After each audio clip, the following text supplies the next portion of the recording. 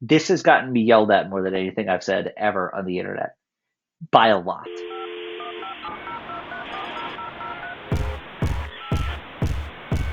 Welcome to the very first episode of Log Off. Everyone has an internet story to tell, and today we're getting Brian Grubbs.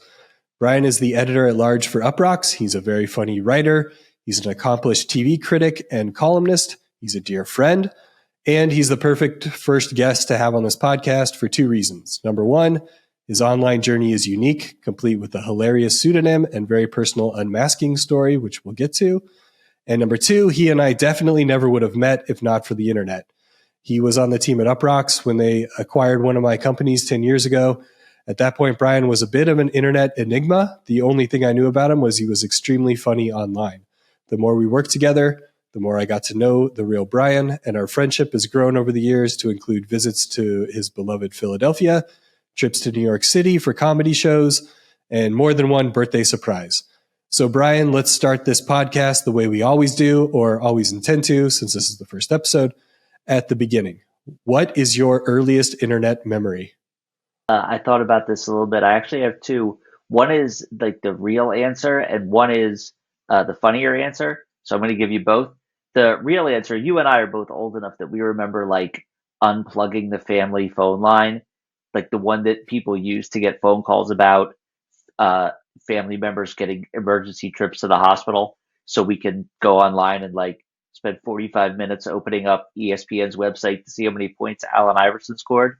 So that would be my first. The other one the first like real experience with the internet, I think, was like when I went to college, my first use of high speed internet, because that was the first time I really like understood it, right? I downloaded every song, like every song. They're all illegally downloaded. My computer was full of music and viruses.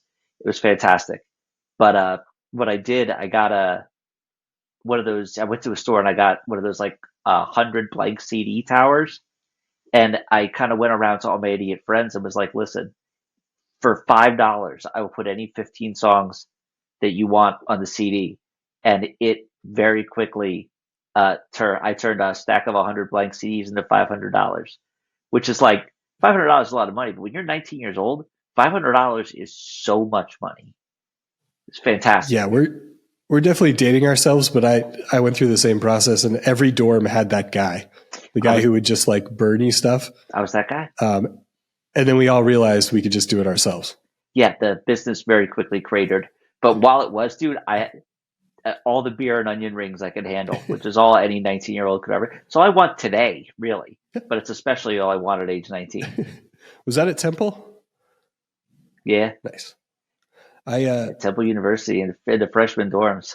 We when I was a freshman at Washington State, did the same thing. Like everyone was just downloading as much as they could once they realized it. We actually crashed the high speed internet in the dorm, and I think the dean sent like an email around the entire school talking about like they were going to have to, uh, pull things back if people didn't behave better online, Behave better. which is pretty hilarious considering what you can do now online. I know. Downloading songs and videos and things like that is not that bad. Well, it was great too because like people talk about how today is the wild west of the internet, and like I would go to try to download a Beastie Boys song, and it would say like Shadrach by the Beastie Boys live version, and it's just some bozo doing his own version of Shadrach from his apartment. Like it's the lowest quality MP3 ever. So I don't know who was Yeah. breaking the law more, him for like illegally performing their music or me for downloading it without it. It was fantastic. And you had to wait like 15 minutes to find out. Yeah, yeah, it was Was it the great. real thing? It was great. Yeah, so those are my first two memories of the internet. There's the one where I was like 12 years old. They had some, free CD-ROM in the mail, and you plug it in, and plug right into the phone line. But then, yeah, going to college and getting high-speed internet, whole different animal. It was really that kind of opened my eyes to like, oh, I get what the internet is now. It's useful. Was there a battle in your house when you guys first got internet? You talked about like using the phone line and things like that. Were your Brutal. parents trying to get on there too? It was more like, when can I dominate access to the family phone line? Yeah. Because like that was the only way you got in touch with people, was calling them on the phone. And if you didn't, you get a busy signal. Like, we sound so old. My God, I feel like I'm going to turn into a pile of dust just having this conversation. But Yeah, it was brutal. It was like you can go online from like 8 to 8:30. That's it. And then you got to sign off because dad needs to make calls for work. And you're like, "Ugh, but it's still not loading. It's still buffering." Yeah, 30 minutes was enough time to load like 5 websites back then. Like all I ever wanted to know is how many points Allen Iverson scored. That's all I ever wanted to know in like the late '90s. Just like, did Allen Iverson have a good game?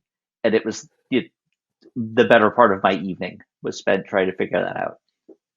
It was such a basic thing, but it really felt like cutting edge that you didn't have to wait for the paper in the morning. You could Yeah, just go find the thing. or like the 11 o'clock Sports Center, and I have to go through like all the Yankees highlights that I don't care about and all the Knicks highlights. Just how many points did Allen Iverson score? Please tell me.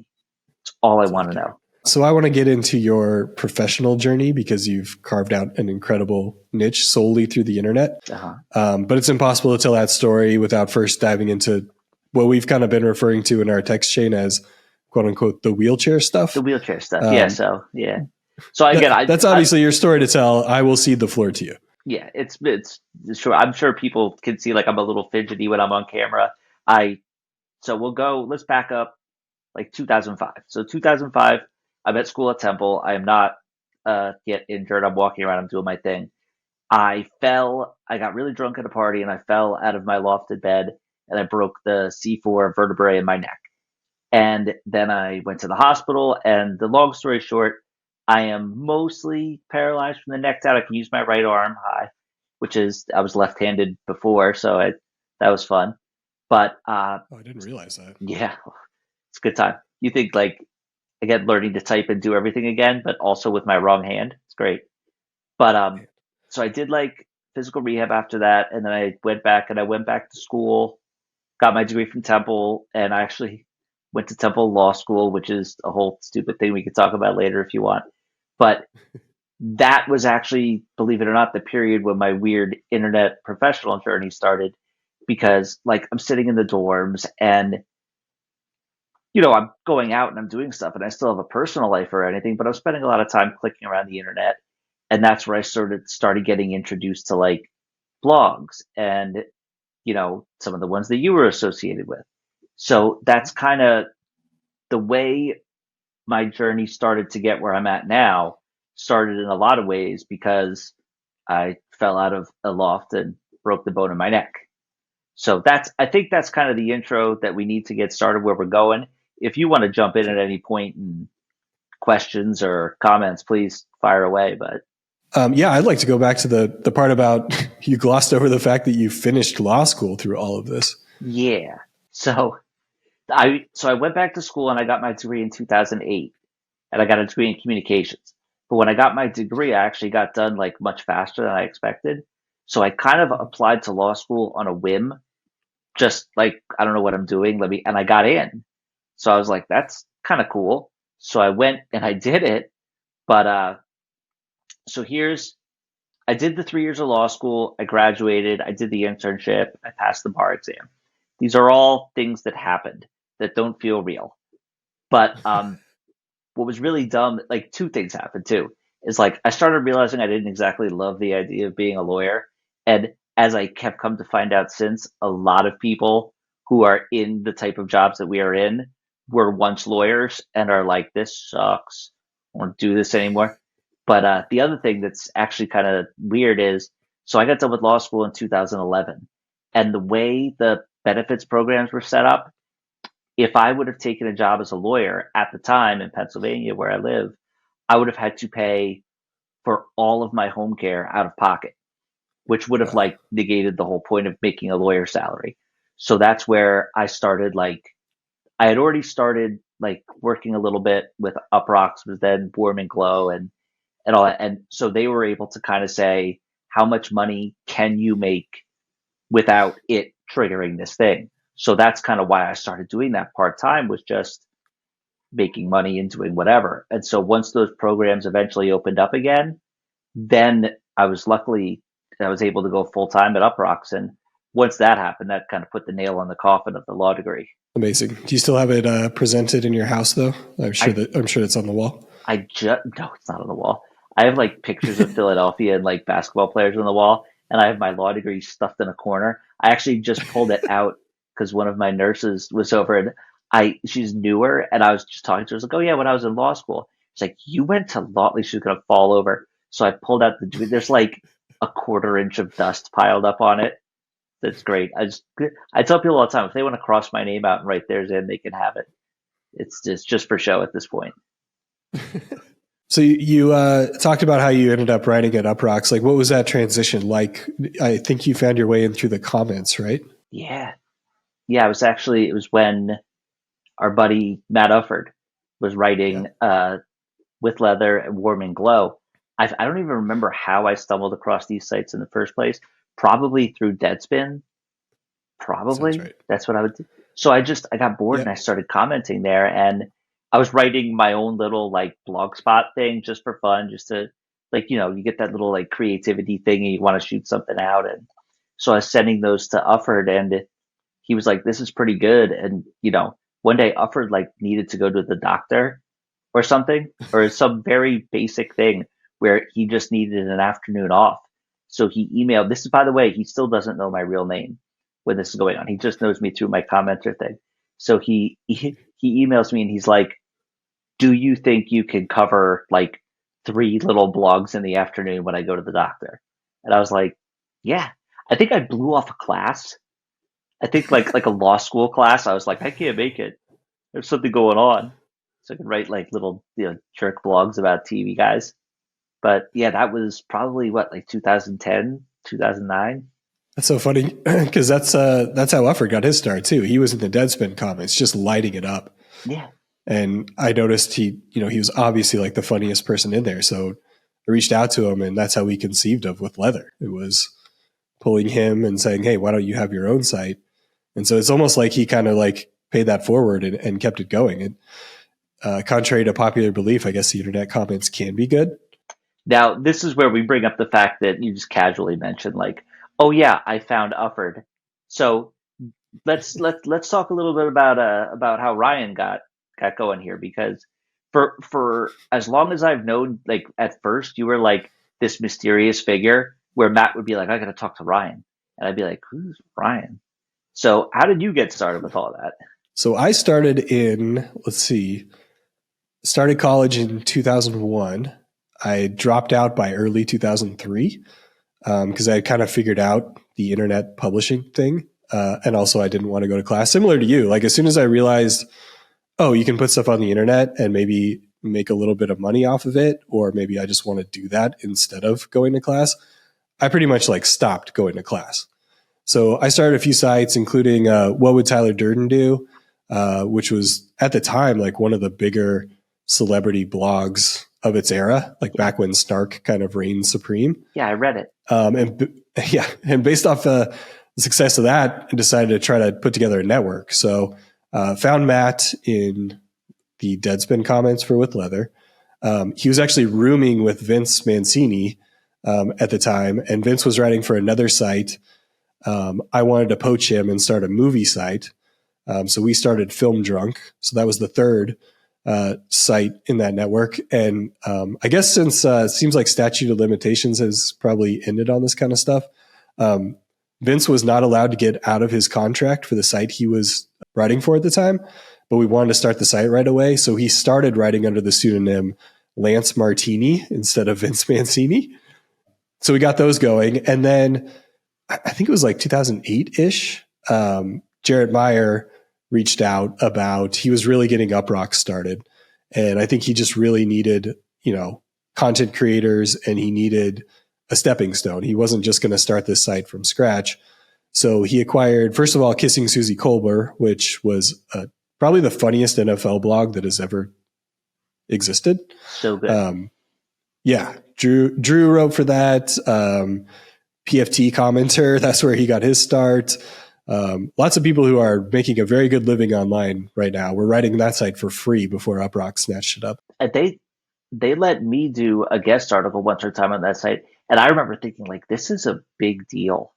Like I'm like that was the closest I felt to like, I more so than getting a full-time job with like benefits and a salary. That was the one where it's like, oh man, I made it. It was kind of those comment sections for like live in-game threads. They would just open up the comments.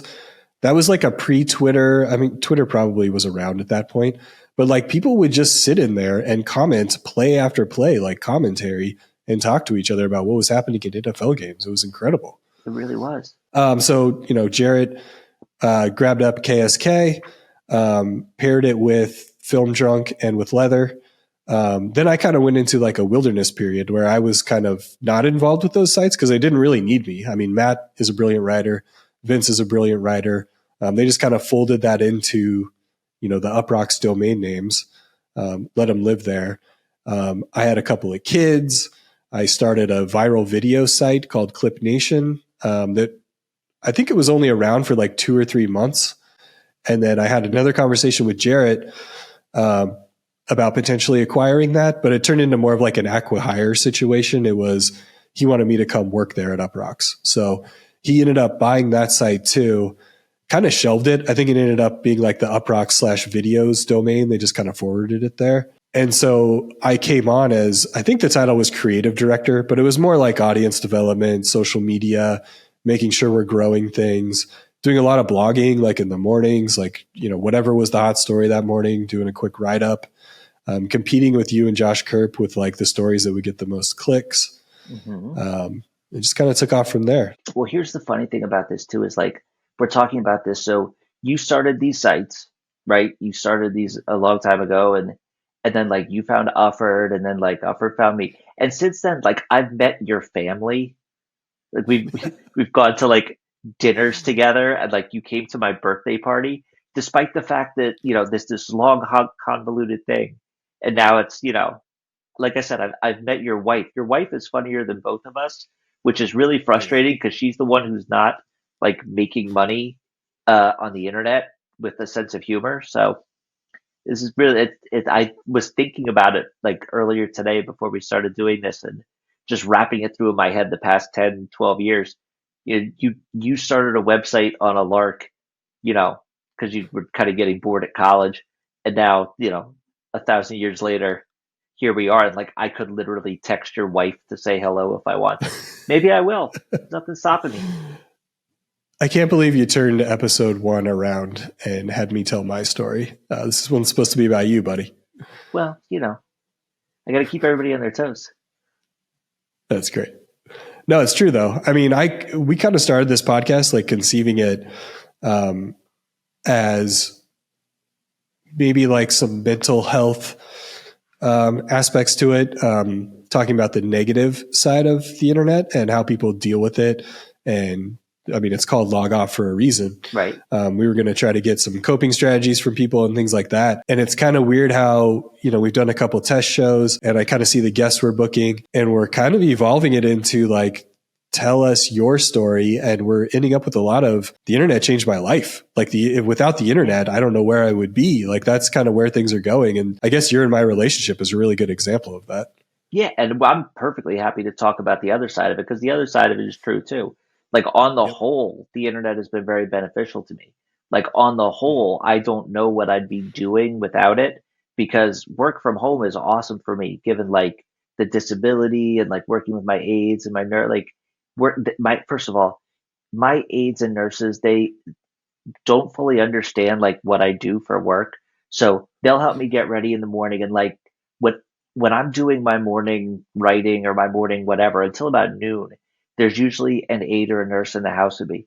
And I'm very quiet, and out of nowhere I'll just start like cursing under my breath because some window didn't open or something froze or some stupid thing happens. And until I've had someone with me for a while where they realize that this is just normal, that Brian's an insane person, they'll come rushing over like, "Are you okay? Is everything all right?" Thinking it's like a health issue. And I'm just like, "No, the stupid window wouldn't open. I made a typo. It's ridiculous." And then, so yeah, but on the whole, the internet has been super, super beneficial to me. But I mean, if we want to talk about, the other side of it and logging off and stuff, that's also very true. And especially, I think, for people like you and me who, for work, spend a lot of time on the computer. It's not like we have another job where we're, working somewhere from 9 to 5, and then we get home and we go, "Oh, what's on social media?" Or we get home and we go, "Let me watch Netflix for a minute." You and I work at a job where like we get done with work and it's like, I'm ready to throw my computer out the window. I need a way to not be plugged into something right now. Yeah, it's a very frustrating thing to work online all day. And then if you consider the internet a leisurely tool too, dive right back into that, but you're kind of maybe scrolling different things and then look up at bedtime and realize you've been on the internet for 14 hours that day. It's not a good feeling. It's not great. And you start wondering, like, why am I anxious and stressed out today? And it's like, well, have you been looking at social media all day long? Like, have you been watching like the most deranged set of people in the world who can't log off and love posting? Have you been watching them just lose their minds all day on the internet? Yeah, maybe a little bit. Maybe that's the problem. So let's get back to your professional evolution just so we don't lose that track. So you start writing, occasional blog posts for Ufford, and then you kind of come on and you write a little bit more. What kind of stuff were you writing about back then? It was mostly like TV hits, right? It was mostly just like news stories, like aggregation stuff. Like we'd see a funny thing or a funny video, and I'd kind of do like 200 to 400 words on it. Just little blogs, just pop them out real fast.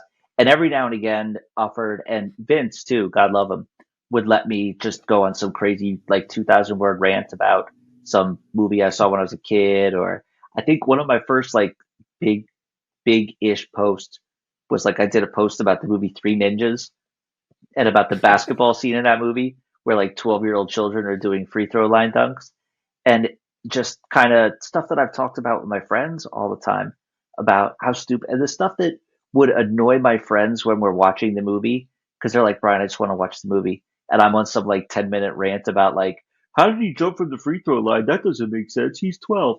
And that, I suddenly realized if you write that and people go to it of their own volition instead of having me shout it in their face while they're trying to watch a movie, it could be something that people are interested in. So yeah, it was mostly starting out with those little short hits, and then God love the Ufford and Vince and those guys for letting me kind of expand and do some other extremely weirdo stuff. That really was the golden age of the internet, if you ask me. I mean, it was before social media was so omnipresent and you were just going to your favorite websites and seeing what funny people have written that day. It was just an amazing time. I really miss it. I really miss having like a bookmarks folder that I would just cycle through over and over again to see what was new. It was extremely different. Like I try to be cautious about saying if things are like better or worse because, is it worse or am I old? Like this is a very fair question, but it was like, there was something very exciting about it too, because it was still like the early days of that. It's probably the same way like some teenagers feel about discovering, TikTok or discovering something like that, where it's just a new generation of discovery. But I exactly what you're talking about, like a bookmarks folder where I'd open it up and it would be like Deadspin, Warm and Glow, like all these sites that like just routinely visit rather than open social media and just wait for it to be blasted into my stupid face. You actually have to seek it out. I've actually been doing like I'll go into something about like mental health things. I've actually been doing that more lately, like going back to that, where what I'll do is like social media, I have so many words muted and people muted and phrases muted, not because I don't care about them or because they're not important, just because like if I want that information, I'll go find it. Like maybe I just want to see pictures of people's dogs, or like I just need like 10 minutes and I want to find out how many points Joel Embiid scored as opposed to Tyrese Maxey. Like I can go out and find that information on my own by going to websites that I know. So it really is interesting that I've kind of come full circle with, seeking out the information versus just having it shot into my face. Yeah, if I could somehow manipulate my life to go back to that time, I would probably try to do it. But there's also a lot of good things out there that I wouldn't want to miss. So there would be a FOMO aspect. I do kind of like being able to open my phone and just get blasted with the things I know I like. The algorithms know me better than myself at this point. So I open Instagram and it's immediately like the NBA highlights from the night before, a couple of comedy clips. Like it's stuff that I actually want to see. So somehow that's weirdly comforting, even though it's probably evil. That's probably a good way to describe most things on the internet. Weirdly comforting, but also evil. Do you want to hear a funny algorithm story? Yes. So just because I was curious, I was like going around and I was looking on Twitter and I was looking at like they have that things you might be interested in, right? So I go through and most of them nail on the head. Philadelphia sports, like the NBA, movies, whatever. The one that kept coming up on there was accounting. And I was like, now hold on. Like I don't like numbers at all. I've worked very hard in my life to get numbers out of my life to whatever degree I can. The concept of looking at a spreadsheet is making me anxious right now. And then I finally figured it out. The reason they think I'm interested in accounting is because for a period of time, for a few years, I relentlessly talked about and posted screen caps for the Ben Affleck movie, The Accountant. And I honestly think I typed the word into that box, accountant, so many times that they're like, this guy freaking loves accounting. He will not stop talking about it. So apparently the servers in wherever the hell Elon Musk has the Twitter servers now, they think I'm some weird guy who loves the Philadelphia 76ers and accounting. Those are my two favorite things in the whole world. That's weirdly comforting. Like for all our fears that AI will have us down pat and be able to impersonate us, it totally whiffed on that one. It it's so close, but so far away. Back to your blog days. I can't believe we haven't mentioned this yet, but do you want to disclose the pseudonym you were writing under at Oh the my time? God. Yes. So the pseudonym was Danger Guerrero, which is really stupid for a number of reasons. Number one is that I am in no way Hispanic, and the last name Guerrero led some people to imply that I was for a while, which I felt started to feel really bad about after a while. And I also felt bad because where I got the name, I opened up the name of the year bracket, which is still one of my favorite things in the history of the internet, just a collection of real names of real people. And I just scrolled through and impulsively just was like, Danger, that's a funny first name. I'll just use that for my online identity, just the comments on these websites. Never thinking about like, oh, I might be still using this in a professional capacity 5 years later. And also that it's the name of a real person. There's a real guy whose name is Danger Guerrero, who is a catcher on the Cuban national baseball team in like the 2008 era, who I just imagine this poor guy. He's like, one day he Googles himself just to see what people are talking about his baseball skills. And it's just 3,000 articles about children dunking from the free throw line in a movie about ninja. And I feel so bad if he is watching this. I don't know. I apologize for using your name for many years. It's fantastic. But again, and also looking back, there were so many better names on that. Like the one I regret not picking is Johnny Mustache, also the real name of a real person. Also hilarious because I cannot grow a mustache. Never been able to do it. It's really funny. Like that was a thing for a long time, is everyone had pseudonyms, and now like with more videos, look at us. We're blasting our whole faces all over the internet. I know. It's not only is it not a pseudonym, but it's like, oh, by the way, this is my face. This is my apartment back here. You guys want to come over and hang out? All right, let's continue with the evolution of Danger Guerrero. Yes. Um, I want to jump ahead a little bit. I can't remember. You probably wrote under that for what, 5 years at Something like least, that. 6 years? Yeah. So eventually you wrote the post titled, "This is the Last Post by Danger Guerrero," where you Yes. basically told your story that you already just told on this podcast. What were your feelings going into that, and what kind of led you to want to kind of unmask yourself, I guess? All right. So the going under my real name, that was when I went full time with UPROXX. And my theory was kind of when this was just like a dumb side project, I didn't feel bad about using a fake name because I was kind of saying, I don't know what I'm going to do with this. I don't know if I want to pursue a real career, etc. But once I went full time and it became like an actual career, I kind of said, if I'm going to be writing about things that people create and things that people do, it's kind of not fair for me to also then just be like cowering behind the name of some probably very nice Cuban catcher. So I kind of when I did that, I was like, all right, it's time to do it. So I made the decision to do that, and I kind of realized, well, if I'm going to do that, when I had written under the pseudonym, I had not disclosed that I was disabled or that I was in a wheelchair or any of that. And that was like a two-pronged decision. One was I compulsively was talking about Philadelphia sports and all this other stuff. And I kind of realized, how many dudes are there in power wheelchairs who are obsessed with Philadelphia sports who talk about the exact same things I do? So I was a little nervous about it from a anonymity standpoint. The other one was, especially like shortly after my injury, I just like there's a lot of pity that goes along with it, and there's a lot of people who are like, "Oh, poor guy." So the cool thing about that was it was an opportunity for me to just, I don't want to say be treated normal, but like if I had a stupid idea, someone would be like, "That's a stupid idea," and it's not. How do I sugarcoat this for the guy in the wheelchair? So at that point in my life, like that was really important to me. Was, how do I process it? How do I get treated in the way that I'm used to being treated?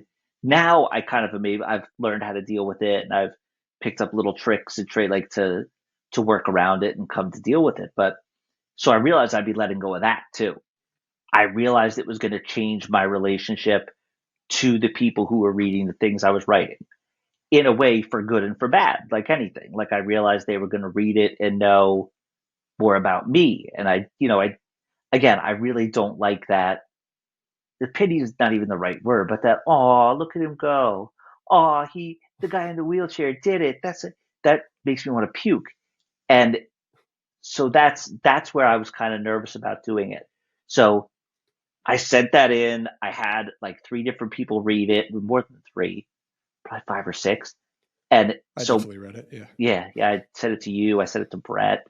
I said it, a slew of people kind of read it and looked at it. And I remember the day it went live just being like, I want to be online when it goes live. And I want to be online for like an hour afterwards. And then I want to close my computer and just be somewhere else for a while, just because the stream of it would have just been overwhelming. So if I remember correctly, I don't know if I actually stuck to that. You probably have a better memory of this than I do because it's a crazy day. But I remember just being like, Yeah. I want to be here. I want to be there for like when it happens and the immediate reaction for it. And then I want to get the hell out of here. And then hopefully start over tomorrow, just like as normal as possible. I definitely remember it being a very emotional day in like a Yeah. good way. I mean, small potatoes compared to you, but I just remember feeling like almost like a strange relief or release, I guess is probably a closer word to it, that all these people suddenly knew. The outpouring was incredible. Everybody was, just singing your praises and talking about, how nice it was to finally know the real Brian. Yeah. So I thought it was a wonderful day. And it was also like at a certain point, keeping the anonymity became stressful. Like, not that I'm famous or anything like that. It's not a fame thing, but like there are people like you start wondering like, well, if I say this, will people figure out who I am?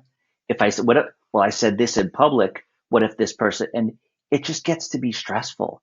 And at some point it just, there's a little bit of it that's freeing where you just go like, I'm just done. Like this is what it is. And you kind of, it was strange. It was absolutely strange, but it was very freeing and cool to get it done. It feels so weird because that was, I mean, you had the post open. That was what, like 2016, March 2017? 4th, 2016. It's fantastic. That's incredible. So yeah, it's like 7 years ago now. So in a way, it feels like a whole nother life, right? Because I've just been doing it under my real name for so long. Like my mom follows me on Twitter now. It's fine. So but it's very strange. Yeah, it was stressful leading up to it. Writing that post was one of those like, I've talked to other people who experience this where like you fret about something, not fret, but like you think about something for a while, and then when you sit down to actually write it, it just vomits out of you. So I wrote that whole thing in probably 90 minutes, maybe less, but I've been thinking about it for 5 or 6 years. Like, how would I say it if I do this? So it kind of all just came flailing out, and then I had a bunch of you guys read it and got some good notes on like what to say and how to say it and tweaked it or whatever. But yeah, it was very weird. We were talking a little bit about it the other day because you pointed out the header image on that post is a pug at a laptop, which again I thought that was actually what I put a lot of thought into. Like, what am I going to do for the image? Because I didn't want to put my face on it. I didn't want to do a whole thing. And my backup option was going to be I was going to draw a stick figure, but it is really hard to draw a stick figure in a wheelchair. It really, like, for my artistic skills, which are horrible, I tried it like twice and I was like, I don't want to do this. So I just straight up opened one of our, like, the UPROXX stock image sources. And I was like, dog in a computer. That's fine. It's perfect. Extremely on brand, that's for sure. You talked about why you were apprehensive about kind of the unmasking or revealing who you were. Maybe I use the word pity or people talking to you differently. Were any of those fears founded? I mean, sometimes, like, not bad. Like, there's definitely a little bit of, like, I can tell when someone's like a little too, oh, good for you. Like, it's more in person than online, to be honest. But no, it hasn't been bad, and it's something that, again, the as I've kind of dealt with it more, and, like, my injury was 18 years ago now, so you kind of you learn to deal with it, or you don't, you know. So I kind of was able to pick up little tricks and little things I can do, and ways to kind of manage that, both for myself and when I'm talking to other people. So it hasn't been bad. It very rarely is a problem, and I don't want people to, like, not give me praise because they'll be afraid that it'll hurt my feelings. Like, no, please give Yeah. me praise. Give me all the compliments you want. Just make sure they're genuine. And I love compliments. They're fantastic. I mentioned earlier that when I started at UPROXX, I didn't know your backstory either. You were just a funny guy on the internet. And I never would have known, judging off of, in Slack, or I guess at that time it was probably HipChat, the way you type, I think you type faster than I do. And just learning that also you are using basically your offhand at this point is just incredible to me. Do you know how many like words per minute you can actually type with one hand? Well, I've kind of adopted, I've switched things Okay. up. So with one hand, I type slow. It's all hunt and peck. It's like tick, tick, tick, tick, tick. And you figure it out and you figure out how to move. But when I write a longer article, like one of the big, longer, like a TV review or something, I actually type it out on my phone in a Google document because you can just whip your thumb around Oh. and type a hell of a lot faster. Plus, with that, predictive text helps. For when I first was injured, they recommended you should do like speak to type things, and they're much better now than they were. I still don't use them because I use too much uh like not proper writing words. Proper writing words. Jesus Christ, Brian. Real But wordsmith over there. it's like yeah, they don't pick things up really well. I always remember the one time I was using it and I was trying to get it to say something about the Philadelphia Phillies, and the thing it came up was the Philadelphia Phillies, and I was like, A, perfect. B, never using this again. So I figured I'd rather just struggle and type fast than have the artificial intelligence software insult my favorite baseball team to my face. I mean, you've really evolved from like picking up aggregated stuff, writing funny, silly hits to the point where you're like a legit TV critic at this point, and even had a podcast with Alan Sepinwall for a while when he was at UPROXX.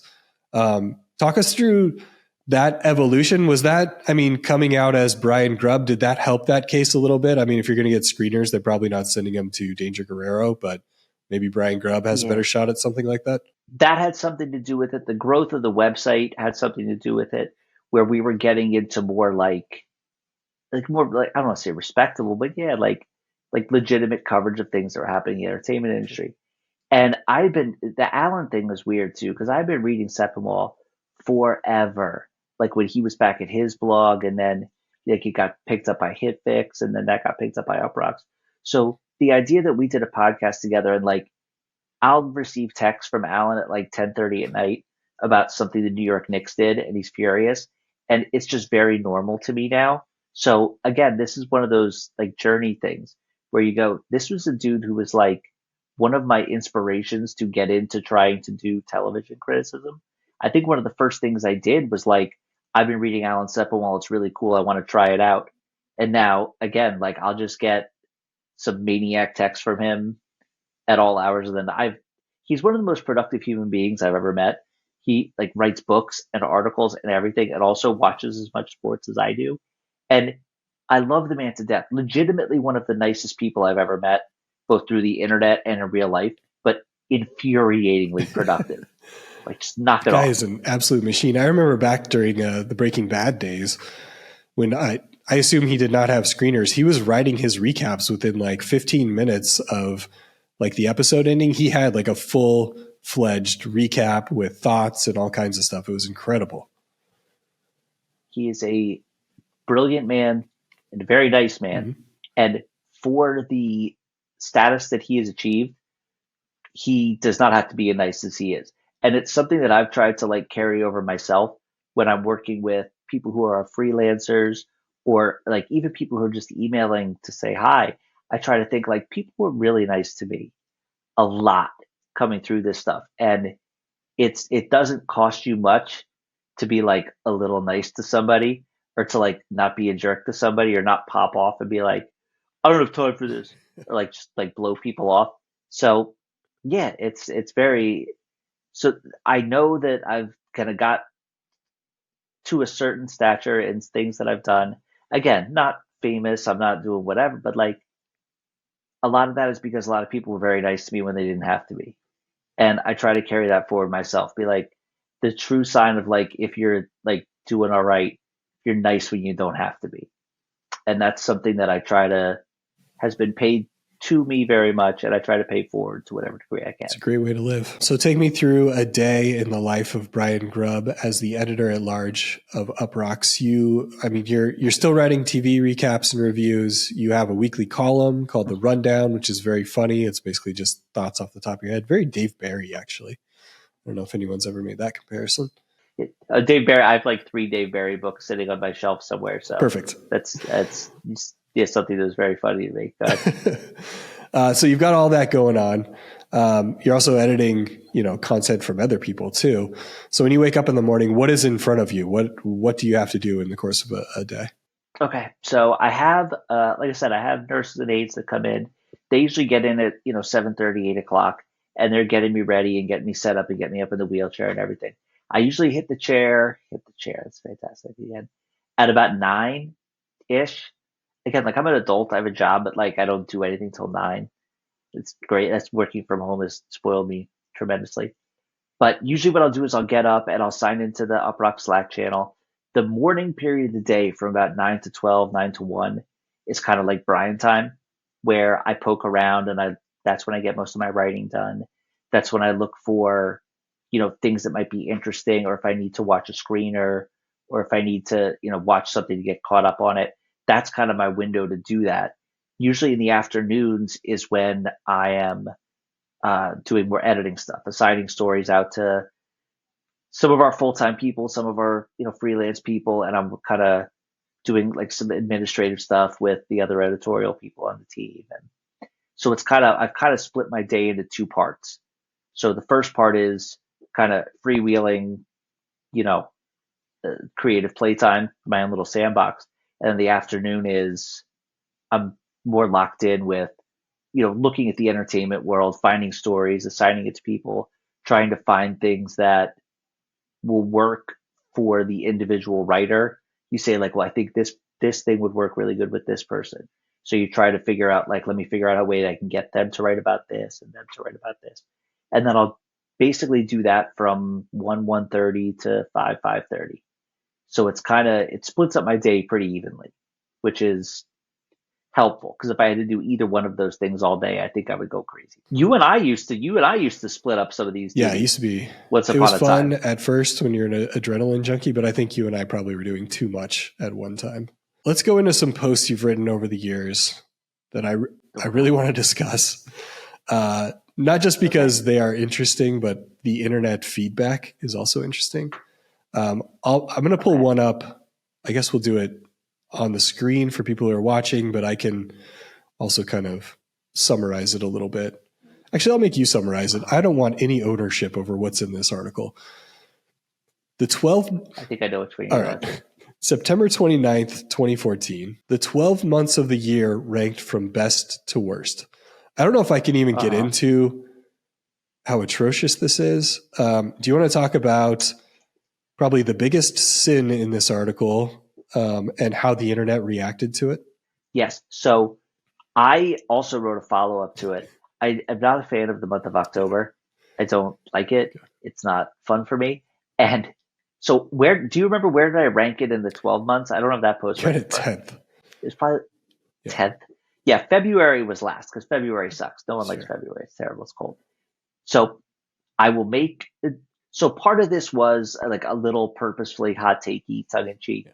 Like I know I'm going to rile people up, but part of it is like I'm a crazy person and I do legitimately not like it. So I will hit my bullet points quickly to explain why I don't like the month of October, which is one, it starts getting dark earlier. Two, it gets cold. Three, it's a sign that winter is coming, and I despise winter. I don't like being cold.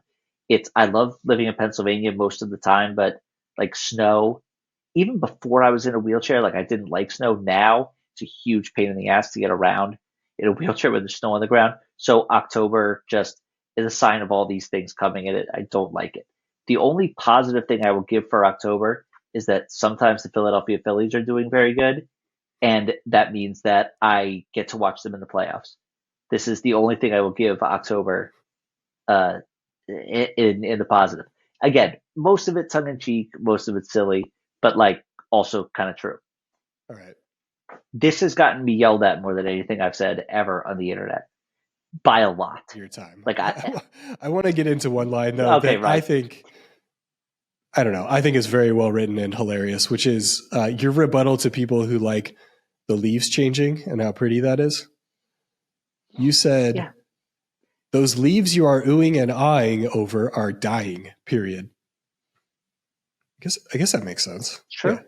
People are They're dying. It's very right. pretty, but like they're going down. They're going down. Also, leaf blowers. If I was I going to th- say one thing against October, it's leaf blower season, and that is the worst. I I somehow stand by all of it and none of it at the same time.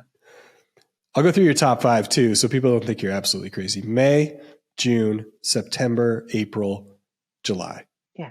Again, I like the warm weather. I do. I'm a summer person. So like I'm not a inherently sweaty person.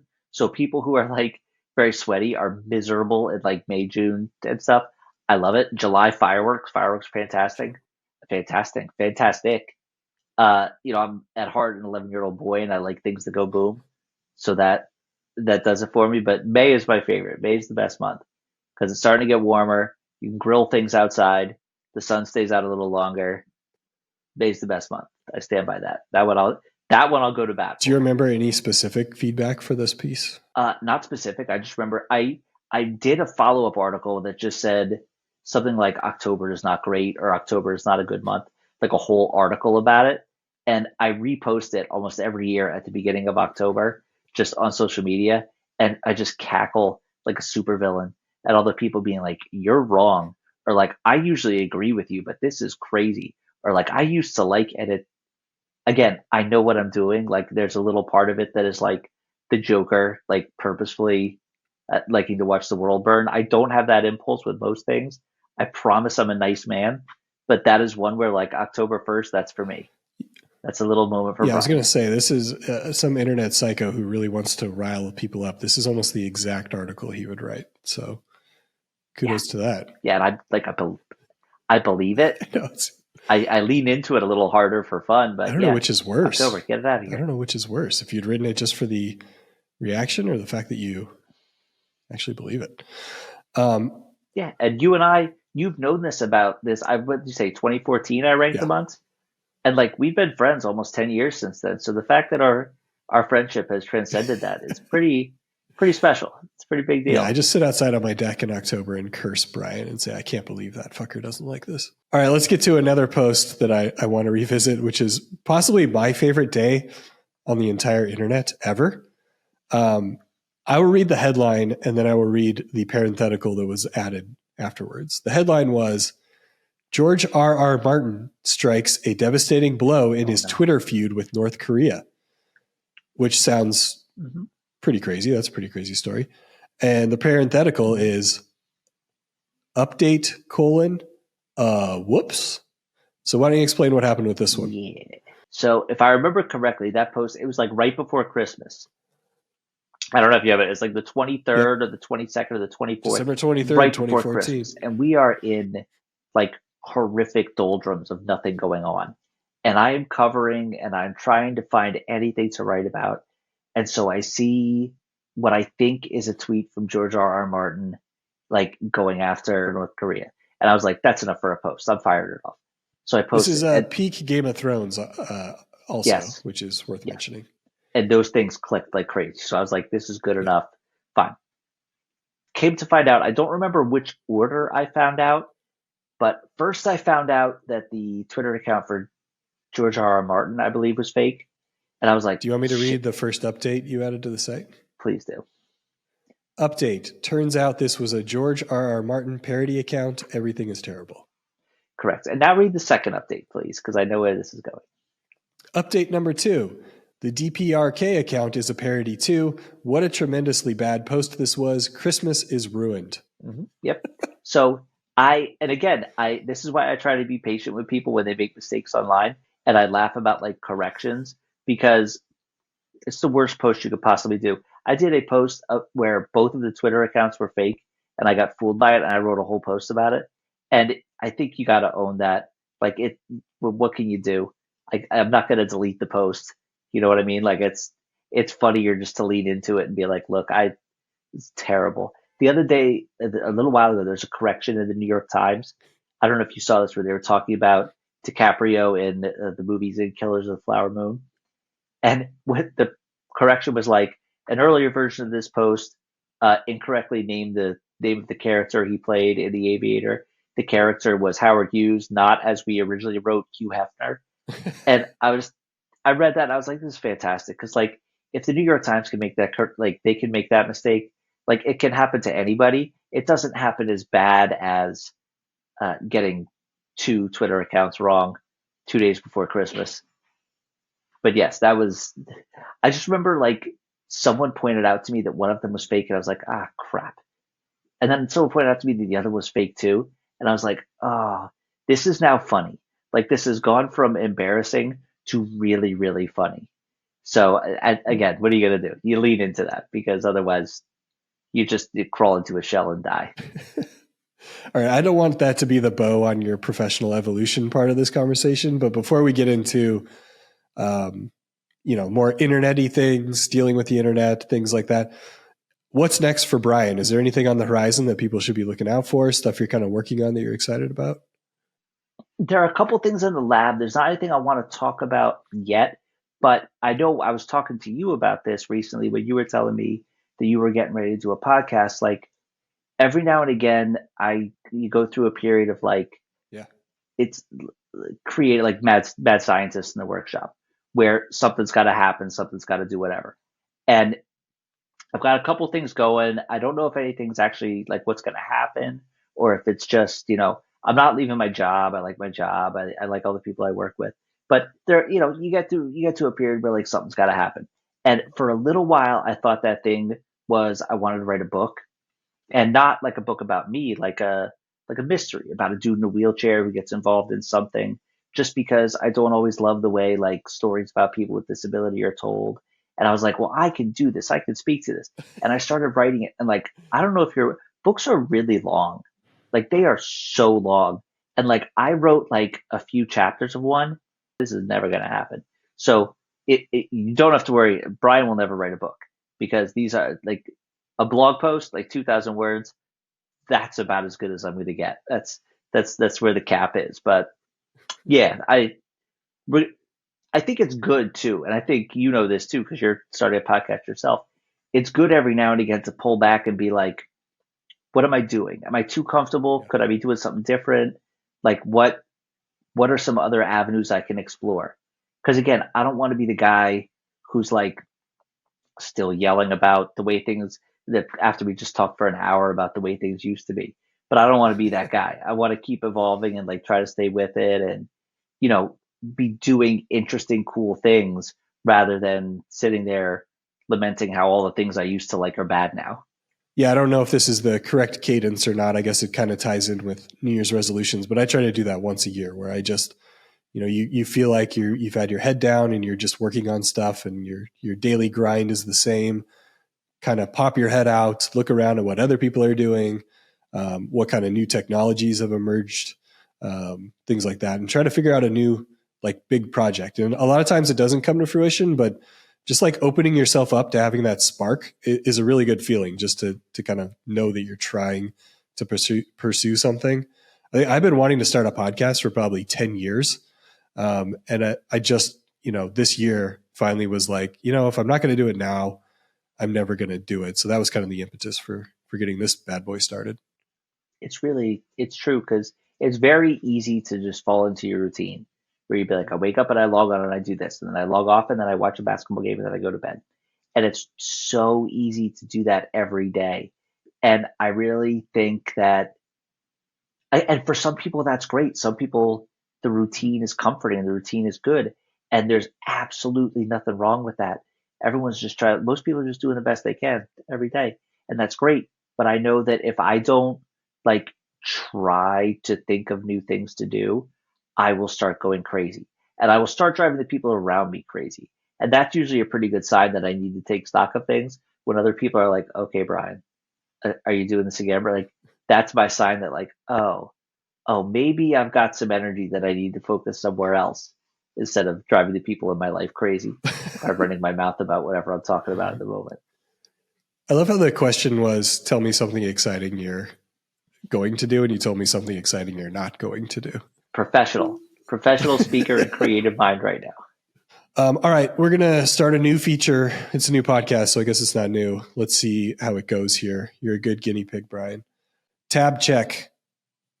How many tabs we got open? I think we might have blown this earlier. Yeah, so right now I have one tab open. It's this thing right here, because poor Ryan is starting a podcast and my screen has been freezing constantly.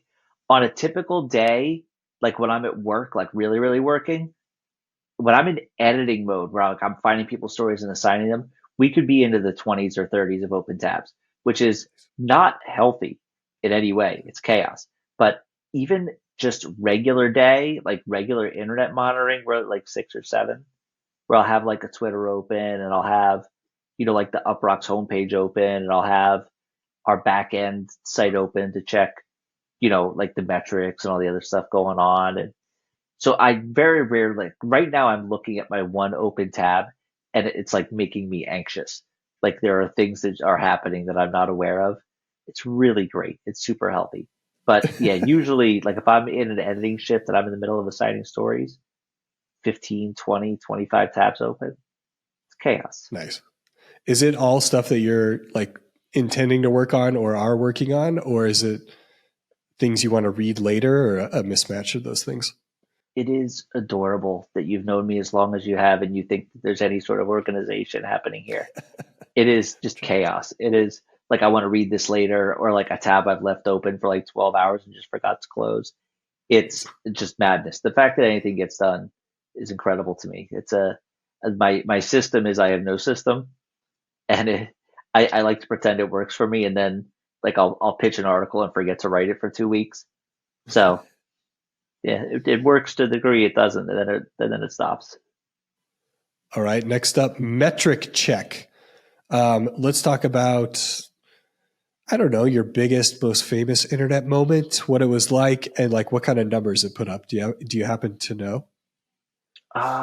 Let's see. I don't know if it's the biggest. The one that gets brought up to me the most, other than the months of the year one that we talked about, is I wrote, like during a dunk contest one year, I wrote some really stupid tweet just about saying how much I would like to see a contestant dunk a pumpkin.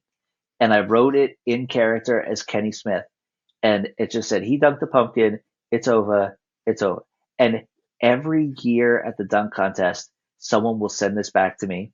And a little while ago, there was a thing that went viral, like in October, I think, probably October, the worst month of the year, where like someone was at a pumpkin patch and there was a basketball hoop at the pumpkin patch. And no lie, at least 15 people sent this to me. Just like I would get emails just where the subject line is, it's over. And it's contested dunk the pumpkin. So that's one of those things where if that's my legacy, like that's fine. That's fine. If that's my internet legacy, is like a dumb joke about Kenny Smith being covered in pumpkin guts because someone in a dunk contest dunked one, that would be fine.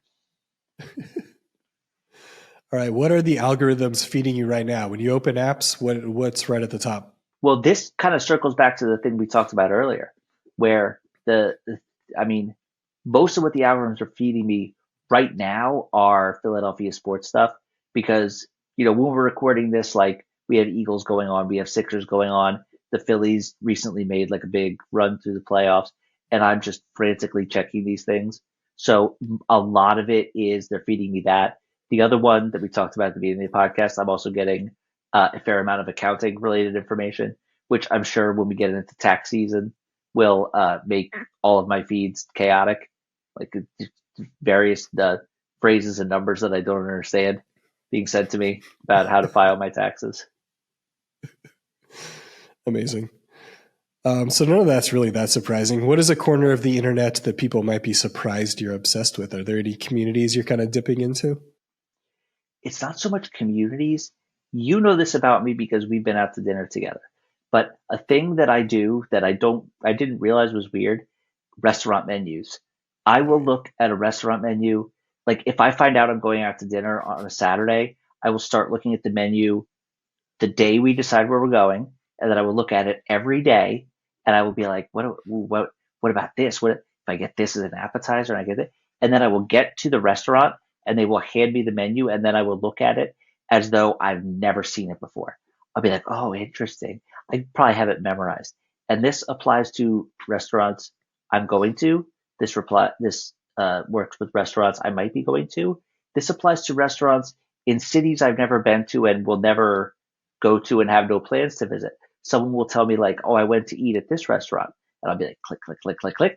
Oh, well, if I was going here, this is what I would order. And I didn't realize it was strange until I was explaining it to someone, and they were like, "Why do you do that?" And I was like, "Why don't you do that? Isn't that what everybody does?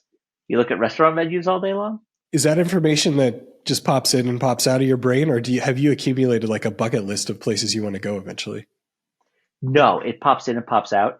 And again, it almost doesn't matter if I want to go there or not.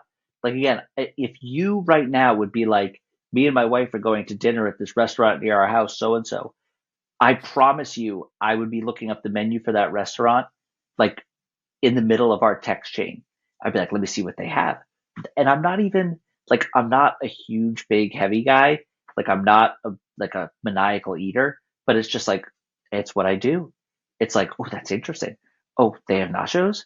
Excellent, excellent. It's, that's that's what I'm. If you don't see me like actively doing things on the internet, there's a very good chance that that's what I'm doing. All right, let's get to some of the darker stuff. You kind of touched on it earlier, but you know, cutting down your screen time, cutting down some of the negative stuff that flows in when you're on the internet. Um, do you have any tactics that kind of work for you? Anything that maybe could be helpful to other people? I would say muting things is extremely healthy and helpful. Like just shutting down the thing. Like you can seek out the information when you want. You don't have it blast into your face. Closing tabs sometimes is extremely freeing. Like if there's a social media tab or a thing, you just kind of something I try to remind myself is that I don't have to make myself angry on purpose. So like if there's some news story that I know is going to make me angry, I try to be good about not clicking on it. Or if I find myself in that hole where you're like, well, I clicked on this. Well, then this guy said this, so I got to click on this. Well, now I need to read the quote tweet of it. Like, try to catch yourself early in that cycle as early as you can because it's not great. The other thing, I use it as a joke sometimes, but like, go sit in a park.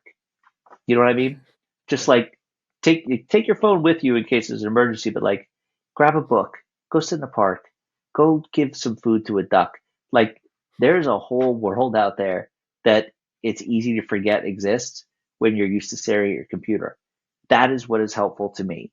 Is like my apartment has a very nice balcony that looks over a little park, and like I will go out there and just like do nothing, just like stare at stuff and just realize like, oh, okay, like the rest of this stuff is all happening. People are yelling and screaming on the internet, but like someone's walking their dog. Most people will let you pet their dog.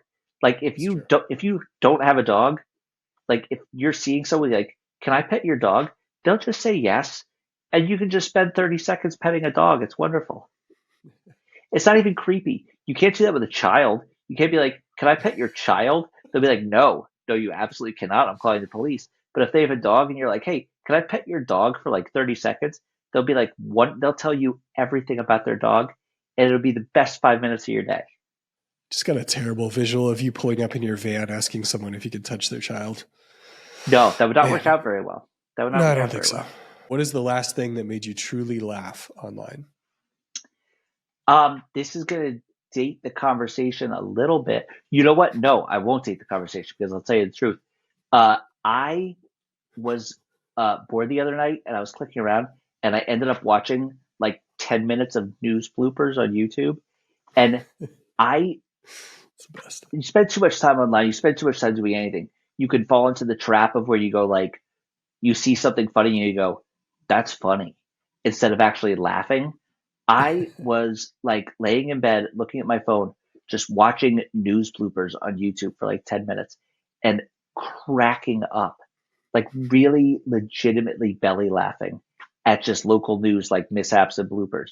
And that's something I want to remember, but it's like that is just there all the time.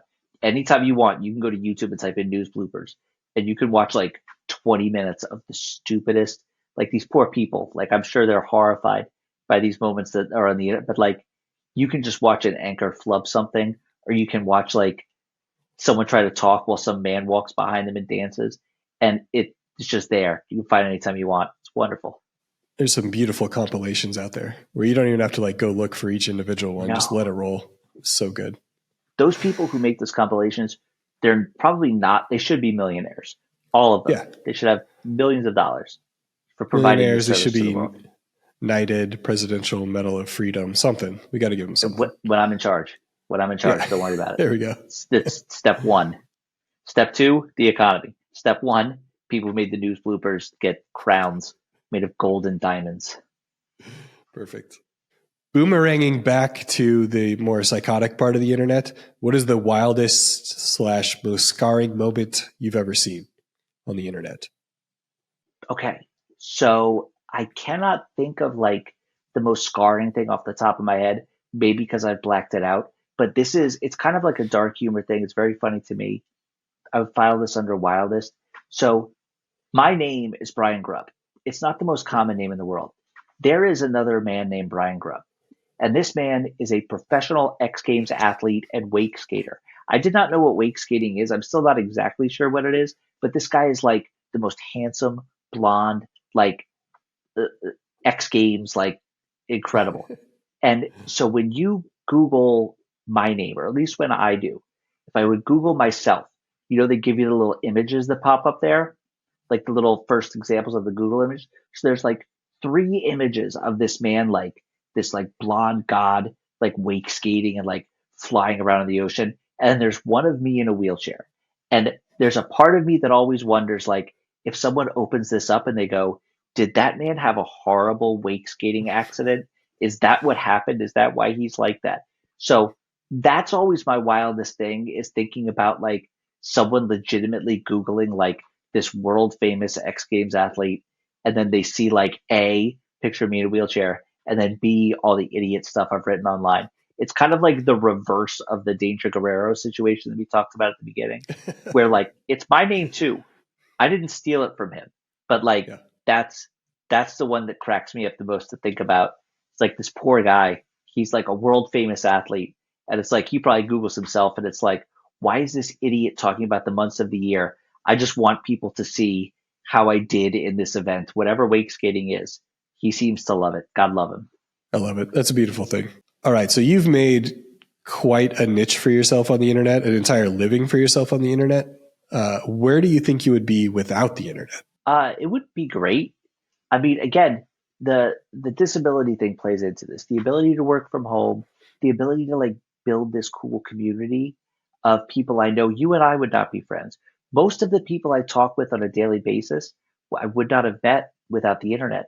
I keep in touch with a few of my friends from college. I keep in touch with one or two of my friends from high school, but most of the other like real good friendships that I have in my life are through the internet. We're in a group chat with a few of our other friends, and I check this chat every once in a while, and it is just a continual source of joy in my life. that I look at it and it's these people who like I've only met you guys in person like a handful of times, under 10, I would say, Mhm. right? That we've all gotten together. Yeah. But like I love you guys. I know you guys, we talk constantly.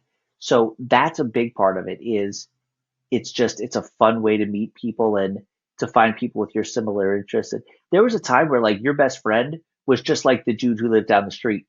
It was just Yeah. proximity. It was like that's the coolest dude I know. He lives 3 houses away from me. But now like you can find people. You know, like I've gotten to like Philadelphia sports. I've known people, I've met people who like we get together and we watch games. And it's really cool. The other thing is just as far as a work aspect goes, I finding a job when you're disabled is like hard because I can't physically do a lot of stuff. Transportation to and from is kind of a pain in the neck. So the internet has been huge for me because it means I can like work and do something I'm good at and something that's really fun and it's not an excessive burden. And it's just, again, there are dark, terrible parts of the internet. I know that. And I know that sometimes people kind of get in a rut where they focus on that. But I mean, the general like if you look at it as a pro con, like the amount that I've gotten out of the internet is leaps and bounds. Even just something stupid like online banking. Like the for me to like balance a checkbook, again, we talked about numbers, like it's awful. And like actually writing it out. So the internet has made my life so much easier and so much better on the whole that I'm willing to take the bad crap that goes along with it and kind of say like it's cost of doing business. Other than that, I'm doing all right. I love it. It's great to hear. But let's drive that into reality. Let's say the internet went bye-bye tomorrow and you could only save one piece of it, one little corner of it. What's the thing that you're keeping? I think this may be recency bias, but I honestly think I would save news bloopers. As stupid as it sounds, I really like. I know we just talked about it, but like Yeah. just that 20 minutes, just dying of laughter. Just the little stupid YouTube videos. You know, there's a lot of them. Or like just probably just if I could save like 10 or 12 YouTube videos, I would be fine. You know, I would make it work because they're little sources of joy that you can go back to over and over again. And again, I like thought out. I like stand up comedy. I like the weirdo stuff or whatever. But at the end of the day, man, there's not much funnier than watching someone slip and fall. God love, I feel bad for them, and I swear to God, I'm a nice person. But you show me some bozo slipping on ice and falling down, and that's like the best part of my day. It's a dude I, getting hit lo- in the nuts. Like it's just there's nothing funnier to me. I love that answer so much.